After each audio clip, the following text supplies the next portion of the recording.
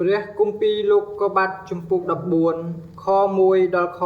24នៅចំនួនអាំរ៉ាផែលជាស្ដេចស្រុកស៊ីណាយុគជាស្ដេចស្រុកអេឡាសាកេដូឡាមើជាស្ដេចស្រុកអេឡាំនិងធីដាលជាស្ដេចកូយីម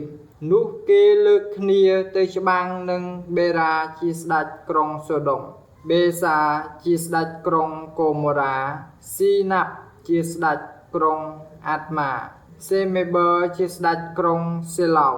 ហើយនឹងស្ដេចក្រុងបេឡាគឺជាសូអាស្ដេចទាំងនោះក៏មូលគ្នានៅវាលច្រកស៊ីឌៀមគឺជាសមុទ្រអំបិល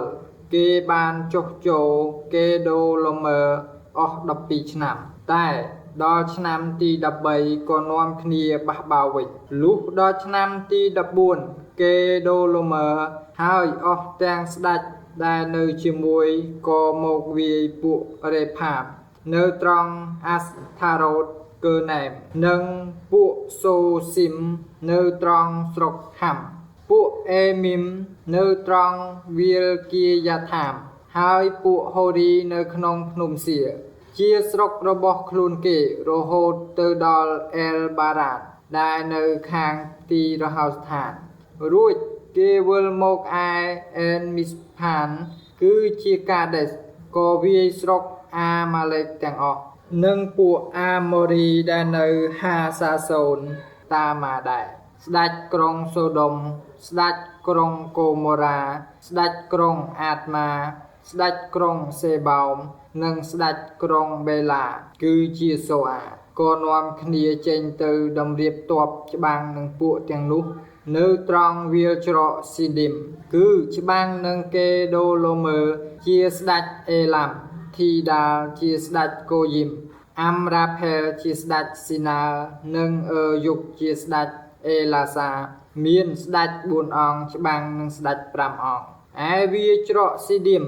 នោះមានសុទ្ធតែអណ្ដូងជ័រហើយស្ដេចក្រុងសូដុំនិងស្ដេចក្រុងកូម៉ូរ៉ាគេរត់ទៅក៏ដួលនៅទីនោះឯអស់អ្នកដែលនៅសល់គេរត់ទៅឯភ្នំរួចស្ដេចទាំងនោះក៏យកទ្រព្យសម្បត្តិនៃក្រុងសូដុំនិងក្រុងកូម៉ូរ៉ាទាំងអស់ព្រមទាំងស្បៀងអាហារទាំងប៉ុន្មានចេញបាត់ទៅក៏ចាប់លុតជាក្មួយអាប់រ៉ាមដែលនៅក្រុងសូដុំនិងទ្រព្យសម្បត្តិរបស់គាត់នាំទៅជាមួយដែរមានមនុស្សម្នាក់ដែលបានរត់រួចពីចម្បាំងគាត់ទៅជម្រាបដល់អាប់រ៉ាមជាសាសហេប្រឺដែលនៅត្រង់ដើមម៉ៃសារបស់ម៉ាំរ៉េជាសាសអាម៉ូរីដែលជាបងអេស្កុល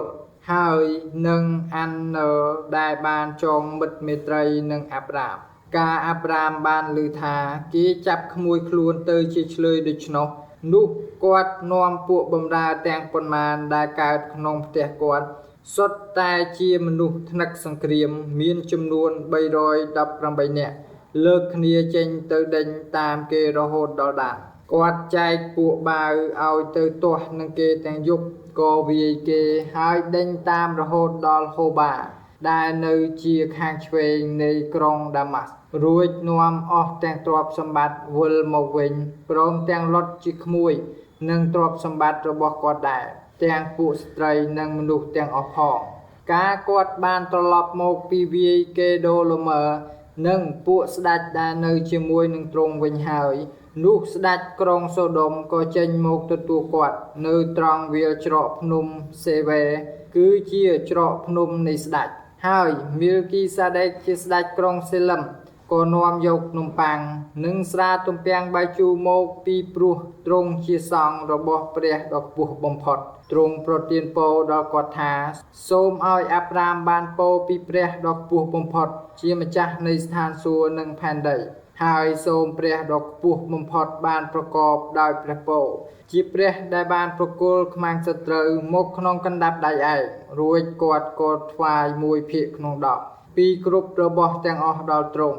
ឯស្ដេចក្រុងសូដុំក៏មានបន្ទូលនឹងអាប់រ៉ាមថាចូលឲ្យតែមនុស្សមកខ្ញុំបានហើយឯរបស់ទ្រព្យទាំងប៉ុន្មានចូលយកទុកជារបស់ផងអ្នកចោះតែអាប់រ៉ាមគាត់ទូលទៅស្ដេចសូដុំថាទូលបង្គំបានលើកដៃស្បត់ចំពោះព្រះយេហូវ៉ាជាព្រះដ៏ខ្ពស់បំផុតជាម្ចាស់នៃស្ថានសួគ៌និងផែនដីថា ទូបង្គំនឹងមិនយកអ្វីសោះសូម្បីតែចេះមួយសរសៃឬខ្សែស្បែកជើងមួយឬអ្វីៗរបស់ទ្រង់ឡើយខ្លាចក្រែងទ្រង់មានបន្ទូលថាអញបានធ្វើឲ្យអាប់រ៉ាមទៅជាអ្នកមានសូមយកតែរបស់ណាដែលពួកបាវបម្រើបានទទួលទានទៅហើយប៉ុណ្ណោះឯចំណែកពួកមនុស្សដែលបានចេញទៅជាមួយនឹងទូបង្គំនេះគឺអានណើអេស្កុលនិងម៉ាមរ៉េនោះឲ្យគេយកចំណែករបស់គេចោះ